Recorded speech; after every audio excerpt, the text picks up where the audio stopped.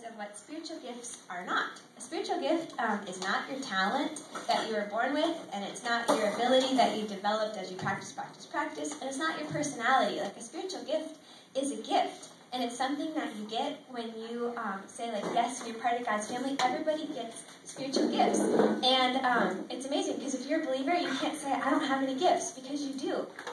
And so sometimes, like, what you're gifted in, it matches the things that you already had a natural inclination for.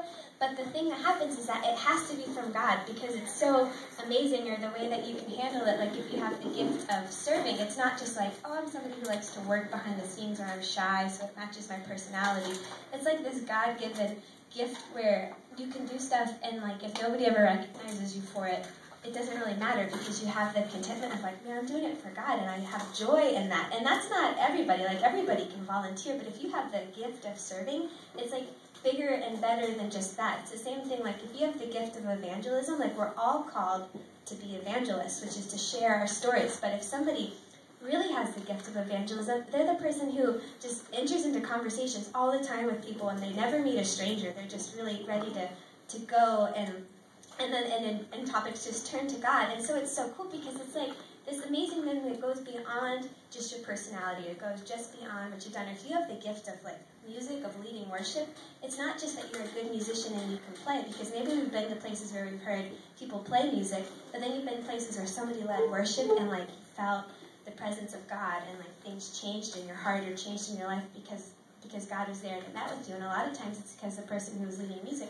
had that spiritual gift. And so it's so cool, because it's beyond. And when you figure out, like, these are the things that God has gifted me in, and when you start to use them, it just really clicks together. And so, like, for me, I was really shy my whole life growing up, which maybe is weird to think about now. But, like, when I was in middle school, I never talked. I was a nerd, and so, like, at school, I never felt like I could really be myself, because I fit into one category, which is I sat in the front and I made really good grades, and I didn't talk about people behind their back, and I just, and I had some close friends, but for the most part, like, at school, I wasn't who I really wanted to be. When I was at home, and I could, like, let my hair out, and I loved to, like, do dramas and, like, be silly, but it was like that personality never made it to school. And I had this girl who wrote in my yearbook, like, in 8th grade, she's like, you'd be really cool if you talked more. And I was like, oh. And so when I went to high school, I was like, I'm going to change. I'm not going to be that person. And, like, at that time, like, our youth group, we had all these guys who played in a punk band, and I started to date one of them, and I was like, yeah, I'm going to be a punk. That's my identity, you know, like, anti-establishment. And maybe you can't believe it, but, like, I had, like, a bondage skirt, and, like, I wore all black and had, like, a leather stud belt, like, the whole deal. And this was, like, 2001. So I'll bring these pictures sometime. But so I was, like, trying to search for, like, my identity or whatever, you know, and so, like, we kind of did that, and the Lord was really sweet, because, like, our punks were still, like, the guys who came to church, so they made pretty good decisions for the whole thing. But I was like, I know I'm a people person, and I like to have friends, but for a while it was like, oh, I hate everybody, you know, school is uncool, you know, I'm totally not interested, because that's the cool thing, to not be enthusiastic. And then, like, started doing, like, theater stuff, and found my theater friends, and I was like, no, I love to be dramatic, you know. And so it's just, you know, like, high school, and you're figuring out who you are, it just takes a long time.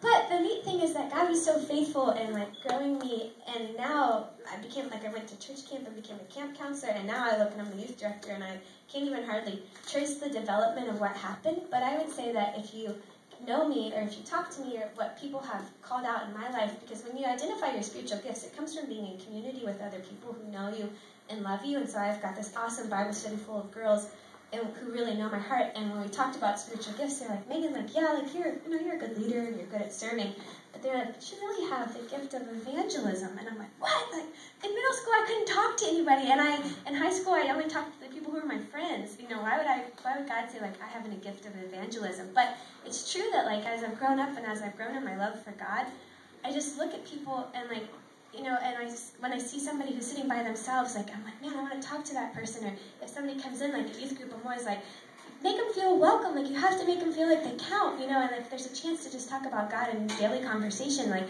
it just comes out. And I know that this is a gift because it was not my personality. It wasn't my personality to be the person who went out and, like, said, hey, good to see you, or, like, so glad you're here, you know, and, like, welcome people or talk about faith. Like, I used to cry to God all the time of, like, man, like, someday when I go to heaven, I don't know if anybody's going to be there to say, like, I'm here because Megan talked to me, and I'm here because Megan shared her faith with me. Like, I felt so much pressure in middle school and high school of, like, hearing people tell stories like that, and I was like, I'm never going to lead anybody to Christ. I'm never going to have anything like that. But it's cool because God just does awesome things, and all you have to do is, like, say yes to whatever is happening now. So, like, tonight, like, say yes to serving however you're going to serve, and say yes to being nice to the little old lady who comes in tonight for spaghetti, or if my grandpa comes in, like, he lost his wife this year, and so he's so sweet, and he needs loving, and so, yeah, so you might get to meet him, and if you just say yes to whatever the moment is, like, God will just continue to grow in you, and it's awesome. So, yeah, so spiritual gifts are neat, and they go against sometimes the things that you automatically think, like, I like music, therefore my spiritual gift is music, but it might not be. It might be your spiritual gift is to be an apostle, and, like, the apostles are the guys who were, like, they were ready to go all the time. Like, they're like, oh, trip to Kentucky? Yeah, that sounds awesome, you know? But other people would be like, a trip to Kentucky? No, I don't want to do that. So, like, that gift, that love of traveling, like, that can even be a spiritual gift in you, because not everybody wants to do that. But if you're a person who can say, yeah, I'm going to go, I want to do that, or I want to love on kids all day, like, it's just so cool. So sometimes the things that, like,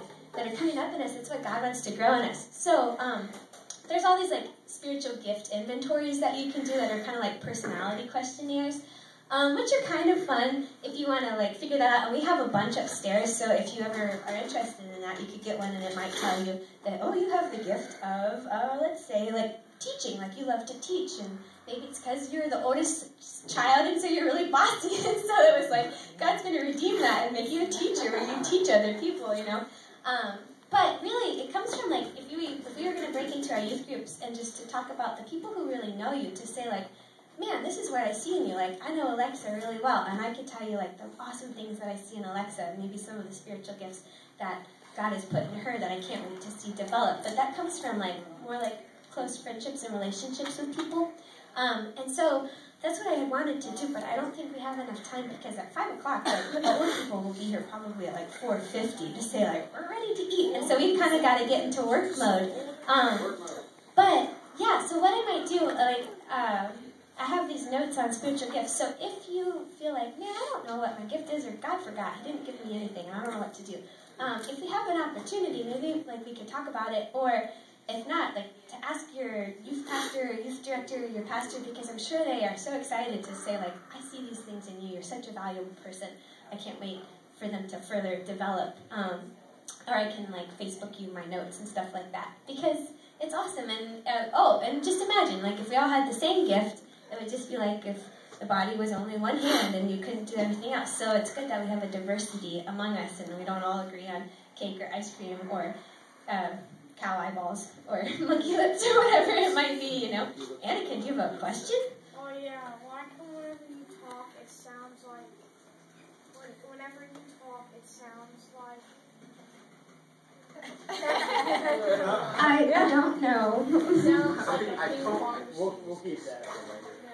Maybe because I'm really excited, perhaps. So you know what groups that you're supposed to be in, right?